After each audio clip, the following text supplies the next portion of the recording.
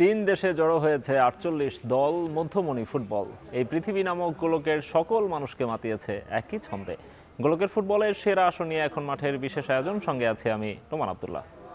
দর্শক, বিশ্বকাপ নিয়ে আমাদের বিশেষ আয়োজনে স্বাগত জানাচ্ছি। বিশ্বকাপ নিয়ে প্রতিদিন আমরা আলোচনা করছি। বিশ্বকাপে নানা রকম ঘটনার জন্ম হচ্ছে, প্রতিদিনই আমরা সেসব নিয়ে আলোচনা করছি। আজকে যে ম্যাচগুলো ছিল রাতে, সেগুলো নিয়ে আমরা আলাপ করব। যে ম্যাচগুলো হয়েছে সকালে, সেসব নিয়ে আলোচনা করব। রাতে যে ম্যাচগুলো আছে সেসব নিয়েও আলোচনা করব। আমাদের সঙ্গে আছেন বাংলাদেশ জাতীয় ফুটবল দলের সাবেক অধিনায়ক মামুনুল ইসলাম। মামুন ভাই, আপনাকে স্বাগত জানাচ্ছি। ধন্যবাদ আপনাকে। মামুন ভাই, একটা জ ড্রপিং পারফরমেন্স লিওনেল মেসির কাছ থেকে। কদিন আগেই আমি এই স্টেজে আপনাকে বলেছিলাম, বিশ্বকাপ শুরুর আগে সম্ভবত, যে লিওনেল মেসির দুনিয়ায় অন্য কারো সমর্থক হওয়ার সুযোগ আছে কিনা। একটু ডিপ্লোম্যাটিক অ্যান্সার দিয়েছিলেন। আরও একবার প্রশ্ন করছি, আসলে মামুন ভাই, এই পারফরমেন্সের পর অন্য কারো সমর্থন করা বা অন্য কাউকে সেরা বলে মেনে নেওয়ার সুযোগ আসলে থাকে কিনা? না, এটা আসলে টাফ। আপনার রেকর্ডের পর রেকর্ড ভাঙা, তার মধ্যে আসলে খেলা যতই দেখি, মেসিকে নিয়ে যতই বলি শেষ হবে না। কারণ দেখেন না, এই লাস্ট ওয়ার্ল্ড কাপ জেতার পর অনেকে বলছে এই ওয়ার্ল্ড কাপে 4 বছর পর মেসিকে ভুল করছে। আমি মনে করি এই ওয়ার্ল্ড কাপটা ওই একটা বাকি ছিল, যেটা হ্যাটট্রিক, ওয়ার্ল্ড কাপের হ্যাটট্রিকটা পূরণের জন্য মনে হয় এই ওয়ার্ল্ড কাপটা খেলতে আসা। কেউ চিন্তাও করে না যে প্রথম ম্যাচে সে ওয়ার্ল্ড কাপের সবচেয়ে বেশি গোলের দাবিদারটা ক্লোজার সঙ্গে একসঙ্গে হবে। মানে এটা আসলে extraordinary match, nice finishing. Messi কী করতে পারে সুস্থ থাকলে, এটা সে মাঠে প্রমাণ করে দিয়েছে অলমোস্ট। মামুন ভাই, এখন তো ফুটবলটা এখন অন্য লেভেলে চলে গেছে। আপনারাও পেয়েছেন সেটি, যে এখন তো টেকনোলজির দিক থেকে বলেন বা অন্য, এখন প্রত্যেকটা মোমেন্টকে হচ্ছে আপনার অ্যানালাইসিস করা হয়, প্রত্যেকটা মুভমেন্টকে অ্যানালাইসিস করা হয়। এখন প্রত্যেকটা প্লেয়ারকে কোন দিকে কিভাবে খেলতে পারে, ট্যাকটিক্যাল অনেক ধরনের, অনেকভাবে অনেক কৌশল সাজান। কত কিলো রান করছে, কতক্ষণ হাঁটতেছে, কতগুলি স্প্রিন্ট আনছে, সবকিছু তার কোন প্লেয়ার কি ভাবতে পারেন সেটি পর্যন্ত আগে থেকে চিন্তা ভাবনা করেন নিশ্চয়ই সবাই। তারপরও এই যে 20 বছর ধরে একই স্টেজে একইভাবে পারফর্ম করে যাচ্ছেন মেসি, তাকে আটকানো যাচ্ছে না কেন? বিশ্বকাপ এক্সট্রাঅর্ডিনারি। দেখেন তার ভালো গুণগুলি দেখেন আপনি। মেসি যখন বল রিসিভ করে, ডিফেন্ডাররা বলটা নিতে পারে না। প্লাস মেসি সবসময় চেষ্টা করে ডিফেন্স আর মিডফিল্ডের মাঝখানতে নেওয়া, এবং যে মানে সবচেয়ে ডেঞ্জার জোনটাতে আপনি যতগুলি গোল দেখবেন, ওই ডেঞ্জার জোনগুলিতে বলটা নেওয়া। প্রথম গোল দেখেন, পলের ডিপ পাস, ডিফেন্ডারের সামনে, মিডফিল্ডারের একদম পিছনে, মাঝখানটাতে বল নিয়ে টার্ন করে সে কিন্তু একটানে শুট করলো। সেকেন্ডটা দেখেন, সেকেন্ডটা তো রিবাউন্ডে গেছে, মানে স্ট্রাইক ওই পজিশনে থেকে রিবাউন্ডে যাওয়ার পর যে ফিনিশটা দেখেন, একদম ডান পায়ে ভেবেছিল যে বাম পাশে মারবে, ওই পাশে আস্তে করে প্লেসিং করে গোল করলো। থার্ড গোলও সেম। আপনার ঠিকই ডিফেন্স আর মিডফিল্ডাররা ও যখন বল বিল্ড আপ করতেছে, পাসিং চলতেছে, তো কিন্তু ক্যাটওয়ার্ক করতেছিল হাফ ফিল্ড থেকে, লাইক ক্যাটওয়ার্ক আস্তে আস্তে যাচ্ছিল, ডিফেন্স অ্যান্ড মিডফিল্ডের ফাঁকা জায়গাটায় দাঁড়িয়েছিল। মানে মেসি জানে একটা ম্যাচ কিভাবে কন্ট্রোল করা যায়, একটা ম্যাচে কোন জায়গাটায় ডিফেন্ডারদের অ্যাটাক করা যায়। এবং পুরা ম্যাচে দেখবেন আই থিঙ্ক মিসপাস খুবই কম। 1-2 খেলা, যখন ডিফেন্সের ভিতরে মিডফিল্ডারের পিছন সাইডে ওর স্ট্রাইকারের সঙ্গে 1-2 করে খেলে বাইরেও পিছন সাইড দিয়ে আপনার বল ডেলিভারি দেওয়া, মানে স্টিল না মনে হয় যে গত 4 বছর আগের মেসি এখনের মেসি আপনি পার্থক্য নেই, একই ধাঁচে। তাও এই ম্যাচে আমি দেখলাম যে সে ডিফেন্ড করতেছে, চেজিং করতেছে, তার একটা গোল করার পর নিচ থেকে বল নিয়ে আসার চেষ্টা করছে, এবং তার একটা ট্যাকেল নিয়ে কোশ্চেন উঠছে। আমি মনে করি না সেটা ট্যাকেলটা, আসলে আমি আর্জেন্টাইন ফ্যান হিসেবে না, ট্যাকেলটা জাস্ট পা লাগা, ও তো ইচ্ছাকৃতভাবে মারা না, বাট ট্যাকেলটা ব্যাক স্পাইকে পা লেগেছে। বাট মানে ও যে ফাইট করতেছে, সেটাই তার প্রমাণ যে তার মধ্যে কি ক্রেজিনেসটা আছে। সে বিশ্বের যে আমরা যে বিশ্বের সেরা প্লেয়ার পরে যুগে 2 যুগের বেস্ট প্লেয়ার, মানে ইতিহাসের সর্বকালের সেরা প্লেয়ার, তাকে কেন বলা হবে না? রাইট, এখনো তার মধ্যে এই হাঙ্গারনেস। রাইট, হোসে মরিনিও একটা কথা বলেছিলেন, তাকে প্রশ্ন করা হয়েছিল যে আপনি কিভাবে বেস্ট কোচ হলেন, মানে আপনাকে বেস্ট কোচ হওয়ার পেছনে সবচেয়ে বেশি অনুপ্রেরণা দিয়েছে কে?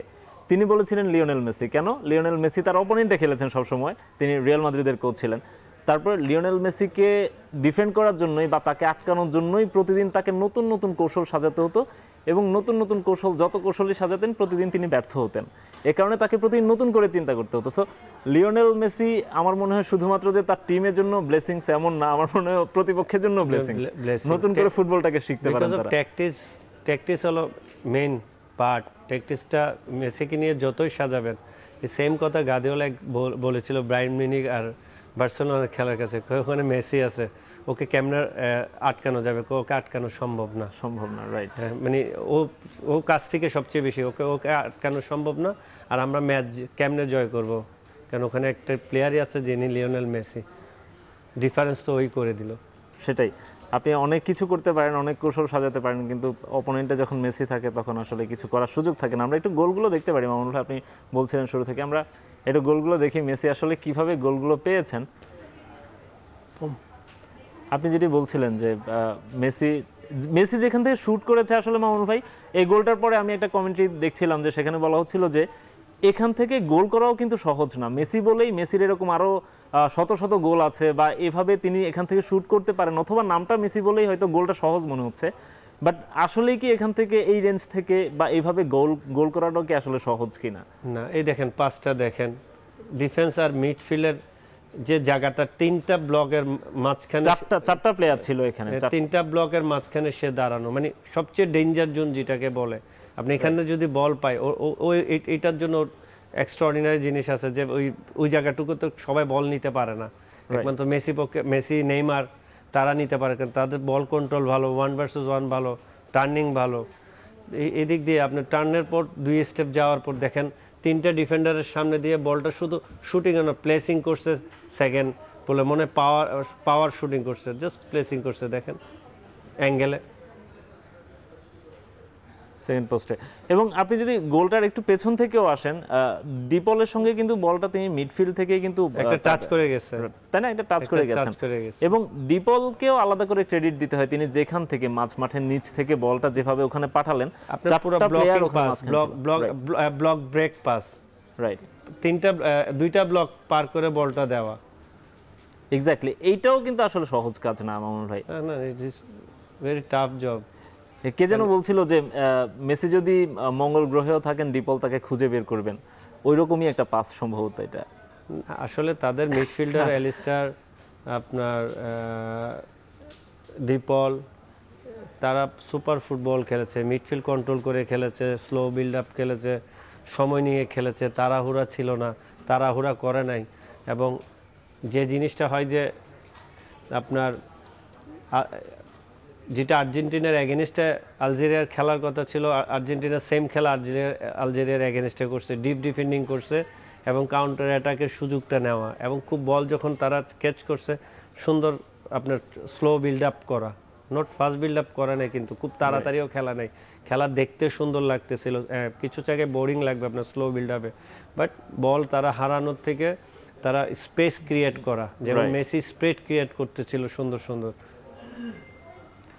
আমরা যদি একটু সেকেন্ড গোলটাও দেখি, সেকেন্ড গোলটা রিবাউন্ডের গোল, যদিও দেখবেন সেখানেও লিওনেল মেসির মাস্টার ক্লাস আছে। তিনি গুড শট দেখেন, মানে ঠান্ডা মাথার ফিনিশিং, মানে নাম্বার 9-এর যে কাজটা, রিবাউন্ডে যাওয়া, স্ট্রাইকারের ওই জায়গাটা, ওইটাই মেসি বলে না, মেসি উপরে যে কোনো জায়গায় খেলার মতো তার ওই অ্যাবিলিটি কোয়ালিটি সব কিছু আছে।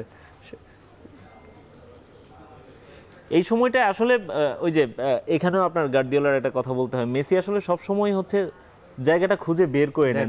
ওই সময়টা আসলে 4 বার তাকিয়েছে, 4 বার ডাইনে বামে তাকানোর পর, এই দেখেন 4 বার তাকানোর পর যখন বলটা যায় দেন ও স্টার্ট করে, অলরেডি স্টার্ট করে। শুটিং এর আগে 4 বার তাকিয়েছে, আশেপাশে কেউ আছে নাকি, বল ডিমান্ড করছে, স্পেসে ছিল, পরে যখন শুটিং করছে সঙ্গে সঙ্গে ওইটা ক্যাচ করার জন্য যাওয়া। আপনি দেখেন বল চাচ্ছে, দেখেন বল চাচ্ছে, স্পেস ছিল কিন্তু বল চাচ্ছে।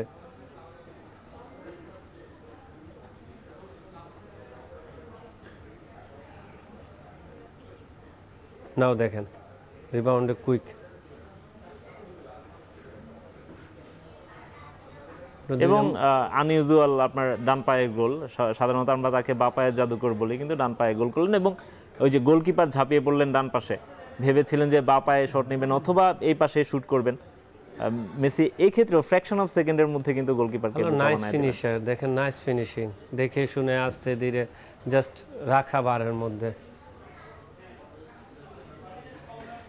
এবং একই সঙ্গে আমরা থার্ড গোলটাও দেখতে পারি মামুন ভাই, বলটাও আপনি দেখবেন যে অনেক নিচ থেকেই কিন্তু বলটা নিয়ে সেম জিনিস করতেছে, দেখেন উইঙ্গে দিছে, আস্তে আস্তে যাচ্ছে, দেখেন কোন জায়গায় নিছে, ওর ফেভারিট সাইডটাতে, ফেভারিট মিডলে, এক্স্যাক্টলি ফেভারিট প্লেসটাতে, যে প্লেসে সে এই সামান্য প্লেসে টান আমি করলে। আপনি দেখেন মেসি কিভাবে নিজেকে আনমার্ক করলো, তাকে কিন্তু আমরা যদি একটু ব্যাকে যে আপনি দেখবেন মেসি কিন্তু মেসির পায়ে যখন বলটা 3-4জন প্লেয়ার কিন্তু মেসিকে ঘিরে চলে আসলো, মেসিকে মার্ক করা শুরু করলো, তখন দুই পাশেই দুজন কিন্তু একেবারে আনমার্কড হয়ে গেল।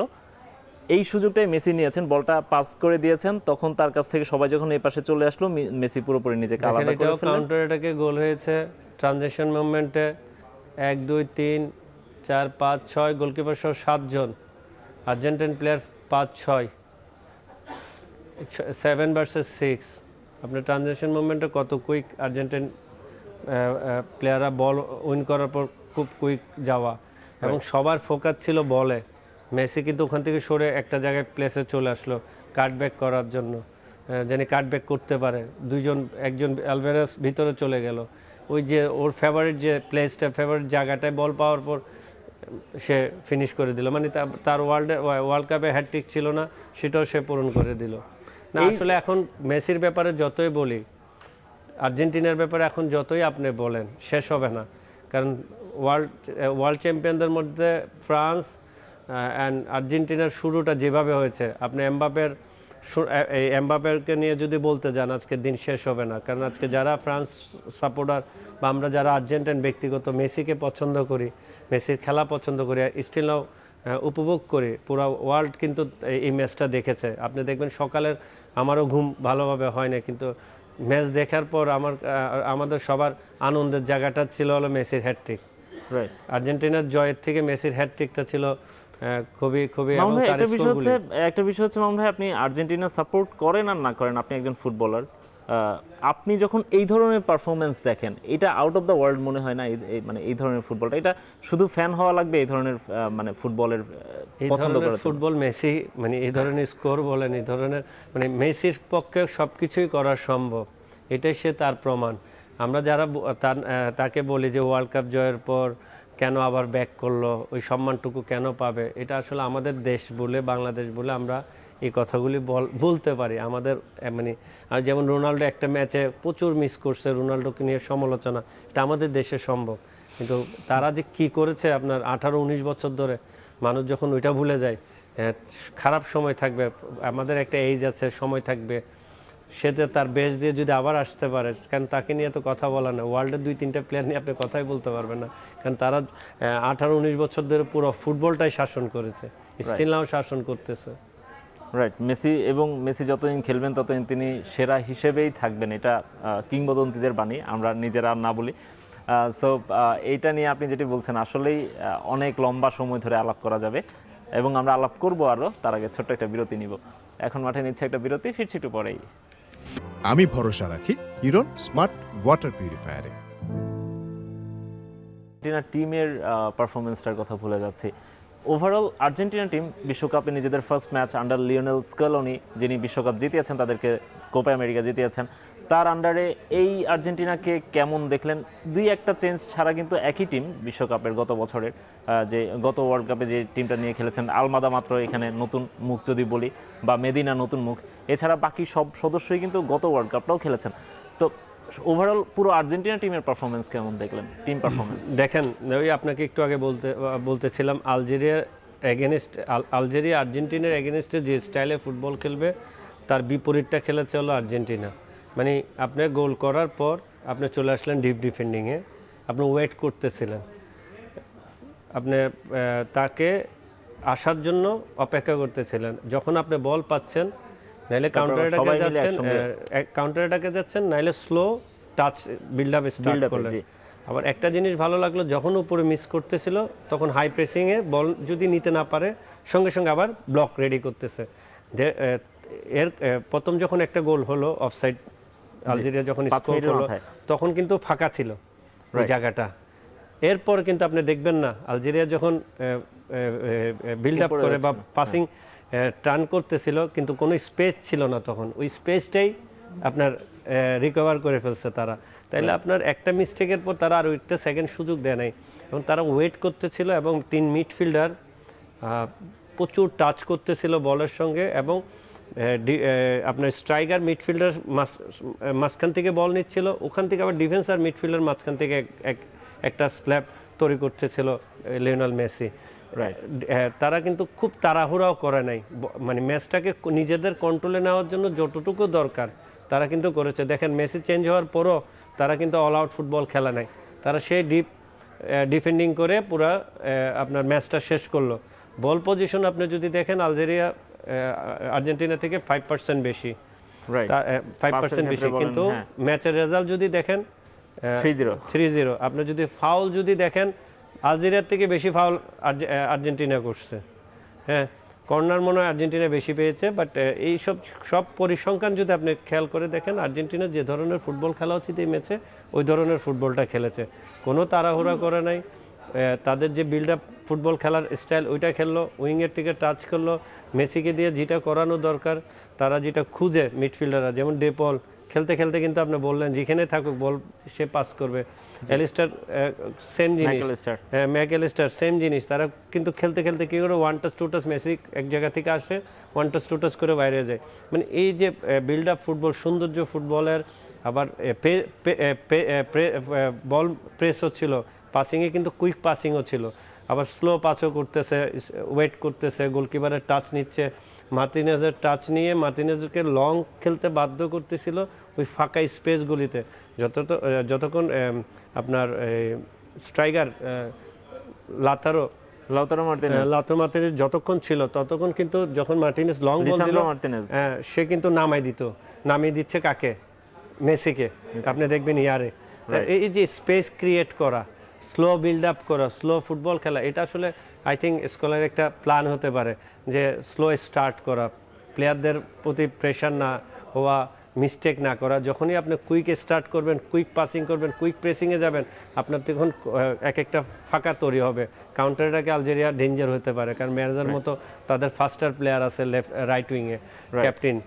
আপনি এই কারণ ওদেরকে কোনো সুযোগ না দেওয়া, পুরো ম্যাচে কিন্তু এরকম কোনো সুযোগ আমার মনে হয় না ওপেন সুযোগ তৈরি করছে, বা একটা গুড অন শুটিংও করছে। মানে আমার কাছে পুরো ম্যাচ দেখে মনে হলো আর্জেন্টিনা খুব সুন্দর ফুটবল অর্গানাইজ খেলে, তাদের যে প্ল্যান, কোচের প্ল্যান, ওই প্ল্যানে খেলে তারা 90 মিনিট ম্যাচটা শেষ করলো। রাইট। কিন্তু মামুন ভাই, আপনার কাছে কি মনে হয় যে মানে এই যে আলজেরিয়ার এগেনস্টে হওয়াতে কম্পারেটিভলি যদি এই ওয়ার্ল্ড কাপের টিমগুলোর কথা চিন্তা করেন, বা আর্জেন্টিনা বিশ্ব চ্যাম্পিয়ন হিসেবে এসেছে, তারা ফার্স্ট ম্যাচটা খেলেছে বিশ্ব চ্যাম্পিয়নের মতোই, কিন্তু আলজেরিয়া কম্পারেটিভলি কিন্তু উইকার সাইড, মানে আর্জেন্টিনার সঙ্গে যদি কম্পেয়ার করেন, বা আর্জেন্টিনার র্যাঙ্কিং কম্পেয়ার করলে, অথবা হচ্ছে এই ওয়ার্ল্ড কাপে আর্জেন্টিনা মানে আলজেরিয়ার চেয়ে অন্তত ভালো আরো 20টা টিম আছে, 20টা না ধরলেও 10টা টিম আছে যাদেরকে আর্জেন্টিনাকে ফেস করতে হবে সামনে নকআউট ফেজগুলোতে গিয়ে। সুতরাং এই ম্যাচটা কি আর্জেন্টিনার জন্য আসলে মানে অতিরিক্ত খুশি হওয়ার বা উচ্ছ্বসিত হওয়ার সুযোগ আছে, নাকি এখনো রিয়েলিটি চেক তো হয় না? দেখেন, যে লেভেলের ফুটবল নিয়ে আমরা আলোচনা করি আপনার আমি, ওই লেভেলের ফুটবলে তাদের কোনো আনন্দের জায়গা নাই। আপনি একটা ম্যাচ শেষ হয়েছে, তারা সেকেন্ড ম্যাচের জন্য রেডি হবে। এখন আমি যদি বলি আর্জেন্টিনা 3 গোলে জিতছে, আর্জেন্টিনা ওয়ার্ল্ড চ্যাম্পিয়নের মতো খেলছে, তাও না, জাস্ট আর্জেন্টিনা তাদের ফার্স্ট ম্যাচে যেটা করা দরকার ওইটা ফিনিশ করলো। তাদের স্টার্টিংটা, ওয়ার্ল্ড চ্যাম্পিয়নের স্টার্টিংটা ভালো হলো, 3-0 গোলে ম্যাচ জিতলো, এতটুকুই। এটা দেখবেন আজকের ম্যাচ শেষ, কিছুক্ষণ পর সেটা পাস্ট হয়ে যাবে। এখন তারা এখন আপনার ট্রেনিং যদি আপনার ওখানে কেউ যদি যেয়ে থাকে, দেখবেন তাদের ট্রেনিং সেশন যদি দেখে থাকে, আপনাকেই বলবে যে এখন তারা এইভাবে ট্রেনিং সেশন করতেছে, মানে তারা সেকেন্ড ম্যাচের জন্য রেডি হচ্ছে। যে কোনো ওয়ার্ল্ড চ্যাম্পিয়ন যারা হবে তারা কিন্তু এইভাবেই রেডি হবে। ফার্স্ট ম্যাচ তারা ভুলে যাবে, কারণ তাদের ওইটা হেডেক না, তাদের হেডেক হলো নেক্সট ম্যাচের পর থার্ড ম্যাচের পর সেকেন্ড রাউন্ড। তারা আগে থেকে চিন্তা করবে যে আমার সেকেন্ড ম্যাচ থার্ড ম্যাচের পর আমার সেকেন্ড রাউন্ডে আমি কাকে ফেস করব নকআউটে। তখন ভাবে টিমটা আস্তে আস্তে করে সাজানো শুরু হয়ে যাবে, এখন থেকে স্টার্ট হয়ে যাবে এই জিনিসগুলি। এই গ্রুপে আর্জেন্টিনার বাকি যে 2 সঙ্গী আছে, জর্ডান এবং অস্ট্রিয়া, তারাও একটু আগে ম্যাচ খেলছিল, সেখানে অস্ট্রিয়া জয় পেয়েছে 3-1 গোলে।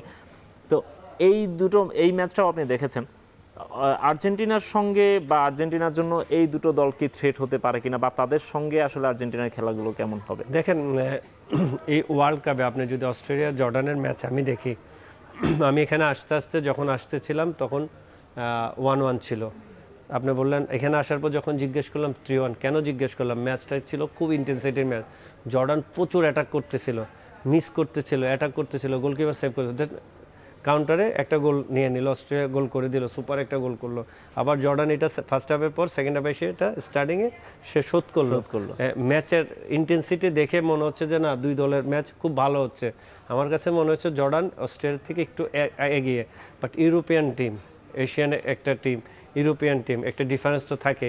ওই ফিনিশিংয়ের দিক দিয়ে তারা এগিয়ে গেল, মানে টেকনিক্যাল সাইড দিয়ে তারা এগিয়ে গেছে। কিন্তু এই দুইটা ম্যাচও আর্জেন্টিনাকে ফেস করে যেতে হবে। এই দুইটা ম্যাচে আপনার যদি বলেন অস্ট্রেলিয়ার সঙ্গে খেলবে আর্জেন্টিনা, ফেস কিন্তু ইজি হবে না, তাকে হার্ড ফেসই করতে হবে, কারণ এদেরকে হারিয়ে কিন্তু আর্জেন্টিনাকে সেকেন্ড রাউন্ড যেতে হবে। খুব ওয়ার্ল্ড কাপে কোনোটা ম্যাচ আপনি খুব ইজি ম্যাচ নিতে পারবেন না, কারণ প্রথম থেকে এখনো পর্যন্ত যতগুলি ম্যাচ দেখেছেন প্রত্যেকটা ম্যাচ হলো 50-50 ম্যাচের মতো হয়েছে। কেউ 1-0 স্পেনের মতো ড্র করছে, আমরা ব্রাজিলকে ব্রাজিলের মতো দেখি না, বেলজিয়ামকে বেলজিয়ামের মতো খেয়াল করি না, জাপান কোরিয়ার পারফরমেন্স, অস্ট্রেলিয়ার 2 গোলে জিতা, সব কিছু মিলে আপনাকে লাস্ট ম্যাচ স্টার্ট না হওয়া পর্যন্ত, একটা ম্যাচ শেষ না হওয়া পর্যন্ত, ওই রেজাল্ট না আসা পর্যন্ত আপনি কিছুই বলতে পারবেন না যে আর্জেন্টিনা ফার বেটার অন্য টিম থেকে। রাইট, আর সেই সব ম্যাচগুলো নিয়ে অবশ্যই আমরা আলোচনা করব। ওই অন্য ম্যাচ যেগুলো হয়েছে রাতে সেগুলো ম্যাচ নিয়ে আলোচনা করবো আমরাই, তার আগে আরেকটা বিরতি নিব। এখন মাত্র নিচ্ছি আরও একটা বিরতি, ফিরছি একটু পরেই। আমি ভরসা রাখি হিরন স্মার্ট ওয়াটার পিউরিফায়ারে। আমাদের আলাপ করার কথা ছিল এমবাপ্পে কিংবা হ্যালান্ডকে নিয়ে, কারণ ওয়ার্ল্ডটা আসলে এই মুহূর্তে তাদের ডোমিনেট করার কথা ছিল। মেসি অবসর নিচ্ছেন না দেখে মনে হয় তাদের নিয়ে আলাপ করা যাচ্ছে না। Still one of the best অবশ্যই বলতে হবে, এবং ওয়ার্ল্ড কাপ হিস্ট্রির one of the best Mbappe. গতকাল রাতেও তিনি আবারও সেটি প্রুভ করেছেন, ওয়ার্ল্ড কাপ আসলেই একেবারে বিস্ট মুডে চলে যান। কালকে রাতে ফ্রান্স যেই খেলাটা খেললো, বা এমবাপ্পের খেলাটা কেমন মনে হলো? আসলে ফ্রান্স টিমকে নিয়ে যদি আপনি বলতে যান, আপনার প্রত্যেকটা পজিশনে, মানে ফ্রান্স স্টার্টিং, আমি সেনেগাল ফ্রান্সের ম্যাচ দেখতেছিলাম। সেনেগাল ফার্স্ট 2-1 সুযোগ ক্রিয়েট করেছে, বাট কাউন্টারে গোল করতে মিস করছে। বাট ফ্রান্স দুর্দান্ত, ফ্রান্সের পাসিং, ফ্রান্সের মানে প্লেয়ারদের পেজ, স্পিড। আপনি ধরেন এক এমবাপ্পে না, এমবাপ্পের পাশে তাদের ডেম্বেলের স্পিড, আপনার মার্কুলা, মানে একজন আরেকজনকে স্পেস ক্রিয়েট করে দিচ্ছে ডিফেন্ডারের পিছনে যাওয়ার জন্য।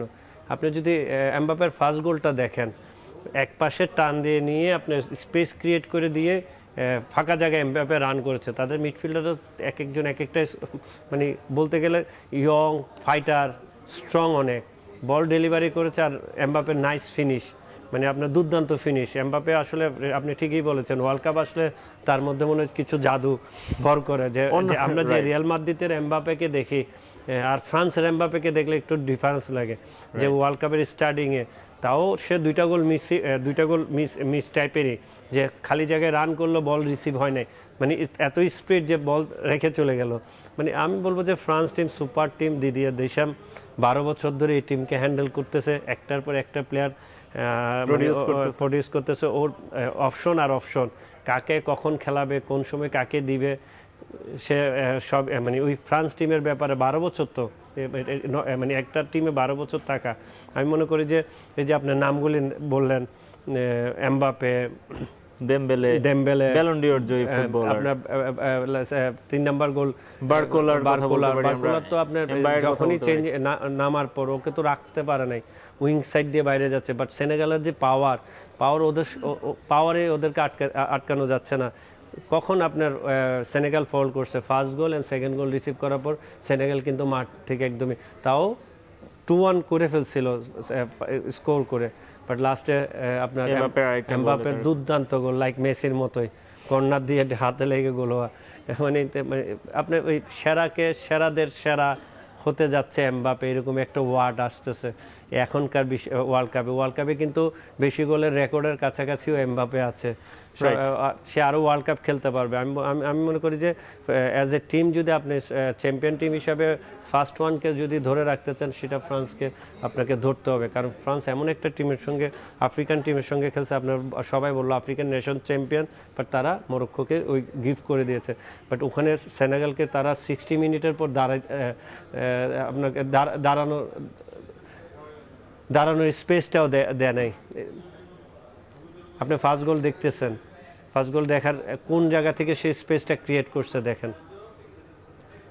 আমরা যদি একটু ব্যাকে যাই, দেখেন ফার্স্টে স্পেসটা দেখেন, খালি স্পেস আছে, খালি স্পেসে মুভ করলো, জাস্ট পাস করলো, আর ওয়ান টাচে নাইস ফিনিশ। সে কিন্তু 12 ফিনিশিং এর ক্ষেত্রে আমার মনে হয় এমবাপ্পেকে পেছনে ফেলা খুবই মুশকিল যে কোনো সময়, যে কোনো দিনে। স্পিড এবং টাচ খুব ভালো, লাস্ট টাচ খুবই ভালো তার। আমরা পরের গোলটাও একটু দেখতে পারি।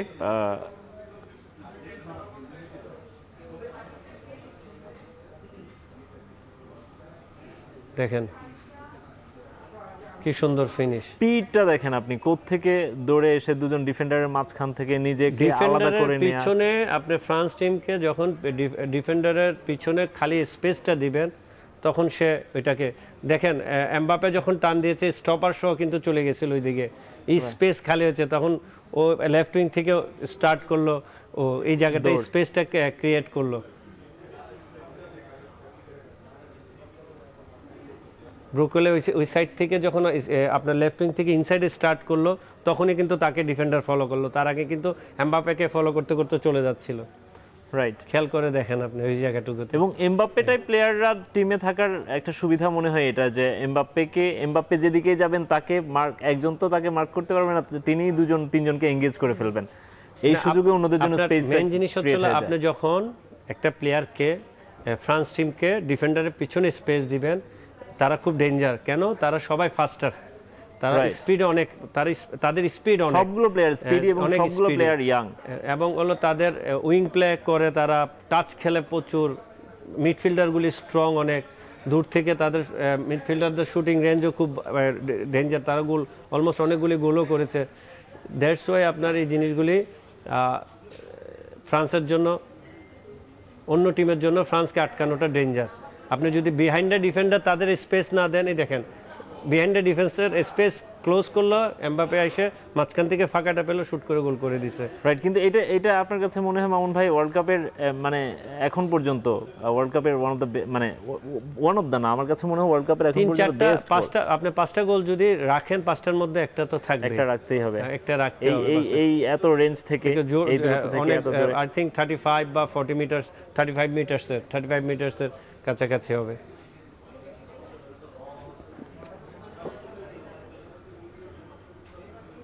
এখান থেকে এমবাপ্পের সামনে আসলে অনেকগুলো অপশনই ছিল। তিনি চাইলে দুজনকে ফাঁকি দিয়ে চলেও যেতে পারতেন, তার যে স্পিড আছে বলটা টান দিয়ে চলে যেতে পারতেন, কিন্তু তিনি দূর থেকে শুট করার তার ওই আত্মবিশ্বাসটা ছিল যে এখান থেকে আমি শুট করে গোল করার সুযোগ আমার আছে। দেখে দেখেন, মানে আপনি কাকে রেখে কাকে আপনার কার কথা বলবেন।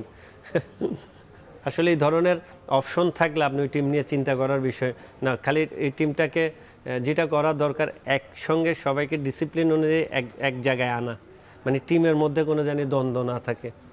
এইসব টিমে ইজিলি আপনার সাকসেস হওয়ার সম্ভাবনা সবচেয়ে বেশি থাকে।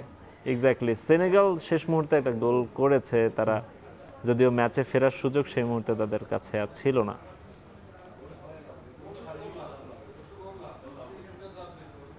এক্সট্রা টাইমে 2-1 হয়েছিল। ওই মুহূর্তে আসলে সেনেগাল ম্যাচ থেকে অনেকটাই ছিটকে গিয়েছিল। যদিও আমার এই গোলের মনে হচ্ছে যে গোলকিপারের কিছুটা পাওয়ার ছিল, শটের পাওয়ার ছিল, বাট গোলকিপারের ফার্স্ট পুলেই গোলটা হয়েছে টাচ লেগে। গোলকিপারটা সেভও করতে পারতো। বা আপনার লেফট ব্যাকটাকে দেখেন, তাদের লেফট ডিফেন্ডার স্টপারটাকে দেখেন, খুব ইজিলি তাকে বিট করেছে। বাট নাম্বার 17কে আপনি দেখেন, খুব 8 এসে ডিফেন্সিভ মিডফিল্ড 8 এসে ওখানে কাভার করতে গিয়েছিল, বাট কাভার হয়নি। যদি 17 যেত তাহলে একটা ব্লক হওয়ার সম্ভাবনা বেশি থাকতো। 8 চলে আসতো স্টপারের জায়গায় 17-এর জায়গায়। রাইট, সেক্ষেত্রে 17কে ধরতে হলে সেক্ষেত্রে তো তিনি আগেই মানে ফাঁকা স্পেস পেয়ে যেতেন যদি আটকে পেছনে আসতে হতো। 17 যদি ওখানে যেত 8 চলে আসলে তার পিছনে ডিফেন্ডার জাস্ট ফলো করতো, মানে আপনার যেটা হয় রে এক্সট্রা মিনিট 2-0 তো উইন করতেছে, কিছুটা ছাড় দেওয়া, মানে যে গোল হবে সেটা না বোঝা। সবচেয়ে ডিফেন্ডিং পোর ছিল তাদের লেফট ব্যাগের, কারণ খুব ইজিলি তাকে বিট করতে পেরেছে ওই জায়গায়। রাইট মামুন ভাই, আমরা এমবাপ্পের কথা বলছি, এই সময়ের অন্যতম আলোচিত ফুটবলার এরলিং হ্যালান্ডও গতকাল তিনি নিজেও 2টো গোল করেছেন। মানে একটা জাদুকরী রাত ফুটবল ওয়ার্ল্ডের জন্য আসলে। মানে এর চেয়ে বেশি আপনি কি এক্সপেক্ট করতে পারেন? একই দিনে 3 সেরা ফুটবলার নেমেছেন, 3জনই গোল স্কোর করেছেন এবং 2টো করে গোল করেছেন। লিওনেল মেসি হ্যাট্রিক করে ফেলেছেন। আমরা হয় কি লাস্ট দিনে আপনি 4টা ড্র দেখার পর আর তারপরের দিন আপনি 3টা উইন দেখলেন এবং 3টা উইনে 3 দেশের 3 সেরা গোল করেছে, 2-2-3। নরওয়ের টিম প্লে, আপনি ফার্স্ট গোল দেখেন, ফার্স্ট গোল যে কোনো স্ট্রাইকার হলে এটা মিট করতে পারতো না, বাট হাল্যান্ড বলে এটা পসিবল হয়েছে। এরলিং হ্যালান্ডের মধ্যে মামুন ভাই একটা ব্যাপার হচ্ছে, মেসি গোল করলেন, এমবাপ্পে গোল করলেন, হ্যালান্ড গোল করলেন, 3জনের মধ্যে আমার কাছে একটা মানে 3জনের মধ্যে একটা পার্থক্য আছে। এমবাপ্পে যেরকম লং রেঞ্জ থেকে শুট করতে পারেন বা ডিপ থেকে বল কালেক্ট করছেন, মেসি যেমন করছেন। এমবাপ্পের মধ্যে সবসময় আমি একটা দেখি যে ডি বক্সের সামনে তিনি সবসময় খুবই ডেঞ্জারাস, বাট তিনি কিন্তু সেভাবে ডিফেন্ড করা বা সেভাবে কিন্তু তিনি নিচের দিকে খেলেন না। সুতরাং এই 3জনের মধ্যে কিন্তু এই পার্থক্যটা দেখেন, 3জন 3 ধরনের প্লেয়ার, 3জন 3 রকম প্লেয়ার। এমবাপ্পে হচ্ছিল তার স্পিড, সে চেষ্টা করে ডিফেন্ডারের পিছের জায়গাটা ইউজ করার জন্য, নেওয়ার জন্য। যেমন হাল্যান্ড নাম্বার 9, সে থাকে হলো সবসময় 2 স্ট্রাইকারের মাঝখানে, সে দেখবেন সবসময় ক্রসে মিট করার ট্রাই করে, হ্যাড বলেন, এই ধরনের গোল বলেন। আর লিওনেল মেসি হচ্ছিল তাদের 3 ধরনের, সে পারে ডিফেন্সের পিছনে বল নেওয়া, ডিফেন্সের সামনে বল নেওয়া এবং একটা টাচ, পিছনে যে একটা টাচ খেলে আসা। মানে একটা স্কোরারের মধ্যে যা যা গুণ, তা নাহলে তো সর্বকালের সেরা আমরা কেউ বলতাম না। তাতে সব গুণই আছে এমবাপ্পের মধ্যে আছে, কিন্তু এমবাপ্পের মধ্যে একটা জিনিস একটা কম আছে, যে এমবাপ্পে কোনো সময় মাঝখান থেকে এসে একটা টাচ করে বল না নেওয়া। কারণ এমবাপ্পের যে স্পিড, ওই স্পিডে এমবাপ্পে সবসময় চেষ্টা করে ডিফেন্সের পিছনের খালি জায়গাটা কোথায় পাওয়া যায় সেটাই। হ্যালান্ডের একটা ব্যাপার হচ্ছে মামুন ভাই, যেটা দেখি যে সবসময়ই বল যেখানে থাকে ডিবক্সের সামনে বা গোলকিপারের সামনে যখন বল যায় তখনই তিনি যেন কিভাবে যেন সেখানে হাজির হয়ে যান। তবে এই গোলটার ক্ষেত্রে আমার কাছে মনে হয় ইরাকের গোলকিপার এবং ডিফেন্ডাররা সবাই হাল ছেড়ে দিয়েছিলেন। ডিফেন্ডারের পাসপোর্ট ছিল 150 গোলটা হওয়া, কারণ এই গোলের পরে কিন্তু আপনার ইরাক এই ম্যাচ থেকে ছিটকে গেছে। কারণ এই গোল না হওয়া পর্যন্ত আমি দেখলাম দুটো টিম, দুই দলই হাড্ডাহাড্ডি লড়াই করতেছিল, বাট এই গোলের পরেই দেখলাম ইরাককে কিছুটা ভেঙে যাওয়া, মানে মিস্টেকটা আসলে ওখান থেকে রিকভার করতে পারে নাই, মোমেন্ট টাইমটা নষ্ট হয়ে গেছে তাদের।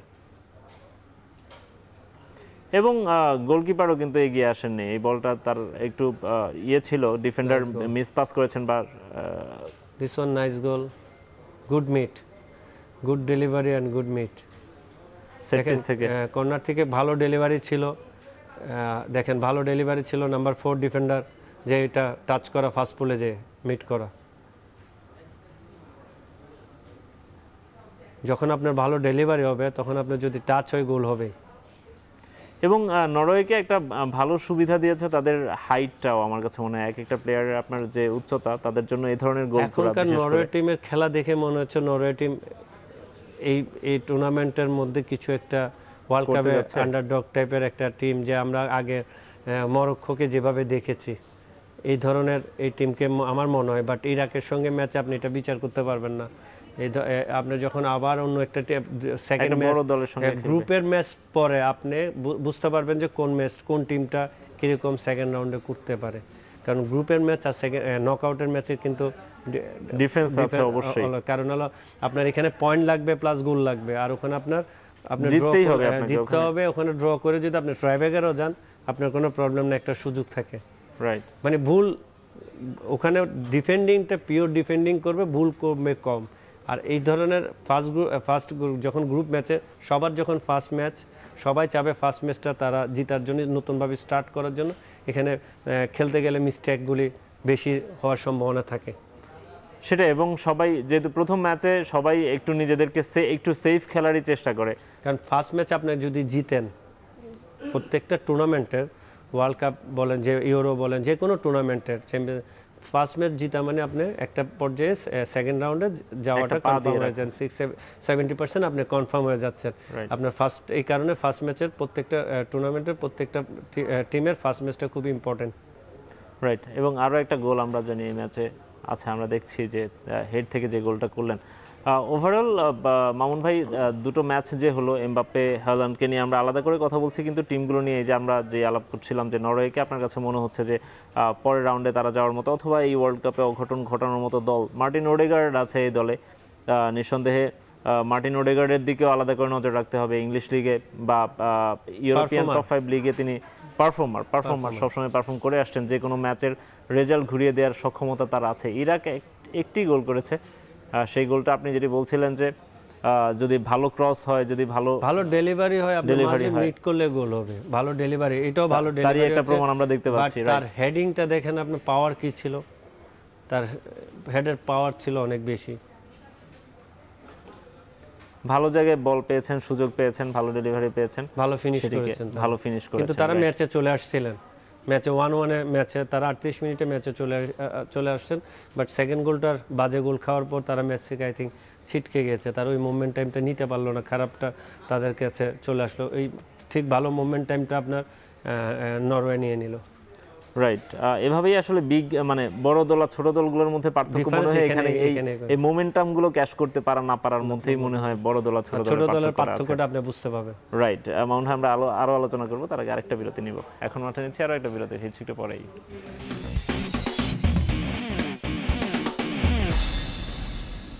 আজকের ম্যাচগুলো নিয়ে কথা বলছিলাম। রাতে মাঠে নামছেন Portuguese superstar Cristiano Ronaldo, Portugal দলও নামছে। রোনালদোর জন্য কিছুটা চাপের হয়ে গেল কিনা মেসি যেভাবে পারফর্ম করলো, এমবাপ্পে যেভাবে পারফর্ম করলো? দেখেন, হ্যাঁ, আমরা যে কথাগুলি বলি তাদের কাছে এটা প্রেশার না, তারা এটাকে এনজয় করে। রোনালদো মনে হয় ব্যক্তিগতভাবে প্রেশারটা নেয় না, আমি মনে করি এটা তারা এনজয় করে। দেখেন, কারণ লা লিগায় আমরা দেখেছি মামুন ভাই, যেদিন রোনালদো মেসি একটা বা দুটো গোল করতো, রোনালদো সেদিন গোল করতো অথবা হ্যাট্রিক করতো, মানে তাদের এই কম্পিটিশনটা কিন্তু ছিল, এটা প্রথম থেকে ছিল। এবং এটা তারা প্রেশার না, তারা এটা এনজয় করে। এনজয় যদি না করতো, আপনি যদি প্রেশার বলতেন 1-2-3 বছর থাকতো। প্রেশারে কিন্তু ভালো খেলা যায় না। ওরা এনজয় করতে বলে এটা 17-18 বছর পর্যন্ত এটাকে 17-18 বছর ধরে এটা টেনে নিয়ে যাচ্ছে, এবং এখনো যাচ্ছে। আপনি দেখবেন এদিকে মেসি হ্যাট্রিক করলো, ওই জায়গায় সৌদিতে রোনালদো হ্যাট্রিক করে দিল। মানে এটা তাদের মধ্যে এক ধরনের মাইন্ড গেম বলেন, কম্পিটিশন বলেন, তাদের মধ্যে এটা নিজেদের মধ্যে একজনকে ছাড়িয়ে নিয়ে যাওয়ার একটা চেষ্টা। দেশই তারা এখনো পর্যন্ত এই যে এসে ওয়ার্ল্ড কাপ খেলতেছে। তবে পর্তুগাল এজ এ টিম এবার কিন্তু দুর্দান্ত একটা দল নিয়ে এসেছে মামুন ভাই। অ্যাপার্ট ফ্রম ক্রিস্টিয়ানো রোনালদো, আপনি যদি ওদের দলটা দেখেন, ওদের মিডফিল্ড দেখেন, সব এই মুহূর্তে ইউরোপ কাঁপিয়ে ফেলা দল। তিনজন আছে আপনার চ্যাম্পিয়ন্স লিগ চ্যাম্পিয়ন দলের, রাইট, 11 প্লেয়ার ওই টিমে। রাইট। নুনো মেন্দেজ আছে সেই দলে, ব্রুনো ফার্নান্দেজ আছে সেই দলে, বার্নার্দো সিলভার মতো প্লেয়ার আছে সেই দলে, ইভেন রাফায়েল লিয়াওর মতো স্ট্রাইকার আছে তাদের দলে। একটা জেনারেশন, পর্তুগালের একটা জেনারেশন, লুইস ফিগো, রুই কস্টার, একটা জেনারেশন যাওয়ার পরে পর্তুগালে এটা মনে হয় one of the best generation. সবাই বলে, এখন আমি যখন বলি ওয়ার্ল্ড চ্যাম্পিয়নের কথা, 4টা দেশের কথা, তখন আমাকে অনেকে বলে যে পর্তুগালের নাম কেন বলি না। পর্তুগাল তো ওয়ার্ল্ড চ্যাম্পিয়ন হয় নাই, তারা যদি হয় আপনি নিউ চ্যাম্পিয়ন দেখতে পাবেন। আমি যাদের নামে বলছি তারা কিন্তু ওয়ার্ল্ড চ্যাম্পিয়ন অলমোস্ট। স্পেন একটা, আপনার ফ্রান্স 2টা, আর্জেন্টিনা 3টা, জার্মান 4টা। আপনি চ্যাম্পিয়নদের কথা বলে একটা ইয়ং জেনারেশন, আর একটা মানে আপনার একটা গোল্ডেন জেনারেশন আপনাকে একটা জায়গায় নিয়ে যেতে পারবে। বাট চ্যাম্পিয়ন টিম আপনি তখনই চিন্তা করবেন যখন একটা ইউরো চ্যাম্পিয়ন, বেশিরভাগ ইউরোপিয়ান টুর্নামেন্টে ইউরো চ্যাম্পিয়ন হওয়ার পর যখন ওয়ার্ল্ড কাপে আসে তখন সে কিন্তু ওয়ার্ল্ড কাপ চ্যাম্পিয়নের দাবিতে এরকম হয়েছে। ফ্রান্সের ক্ষেত্রে হয়েছে, স্পেনের ক্ষেত্রে হয়েছে, তারা ইউরো জিতে ওয়ার্ল্ড কাপে এসে ওয়ার্ল্ড কাপ চ্যাম্পিয়ন হয়েছে। আমি মনে করি এটা একটা গোল্ডেন জেনারেশন, একটা সুযোগ আছে। এই সুযোগটা পর্তুগাল যদি নিতে পারে, আমি মনে করি যে এটা ইজি না, কারণ এই ওয়ার্ল্ড কাপে কোনো কিছু ইজি না। আপনাকে নকআউটে কেউ না কাউকে কোনো না কোনো সময় কোনো না কোনো জায়গায় ওয়ার্ল্ড চ্যাম্পিয়নদের সঙ্গে আপনার ফেস হইতে পারে। রাইট মামুন ভাই, আমি আপনাকে একটা প্রশ্ন করবো, আপনি হ্যাঁ অথবা নাতে অ্যান্সার দিবেন। Is Ronaldo better without Cristiano Ronaldo? হ্যাঁ অথবা না। বুঝিনি। মানে রোনালদো ছাড়া পর্তুগাল কি ভালো দল? হ্যাঁ অথবা নাতে উত্তর দিবেন। না, রোনালদো সহ ভালো দল। ওকে, হোপ ফর দ্য বেস্ট। আমরা আশা করব রোনালদো তার আপনি যে কথাটা বলেছেন সেটার প্রমাণ আজকে স্টেজে রাখবে এবং আশা করব তিনি স্টার্ট করবেন। আপনাকে অসংখ্য ধন্যবাদ আমাদের সঙ্গে সময় দেওয়ার জন্য। আমরা শেষ করব এখন মাঠের আজকের আয়োজন, তবে শেষ করার আগে জানিয়ে দেব আজকের দিনের কুইজ। আমরা প্রতিদিন আয়োজন করছি কুইজের। আজকের প্রশ্ন থাকছে, বিশ্বকাপে জার্মানি কয়বার 7 বা তার বেশি গোল দিয়েছে? অপশান এ তে থাকছে 2 বার, অপশান বি 3 বার, অপশান সি 4 বার এবং অপশান ডি তে থাকছে 7 বার। উত্তর জানিয়ে দেওয়ার নিয়ম বলে দিচ্ছি। এখন স্পেস QZ স্পেস 07 স্পেস আপনার অপশন উত্তর এবং স্পেস আপনার নাম লিখে পাঠিয়ে দিন 26969 নাম্বারে। বিজয়ীদের জন্য থাকছে আকর্ষণীয় সব পুরস্কার। শেষ করছি এখন মাঠের আজকের আয়োজন।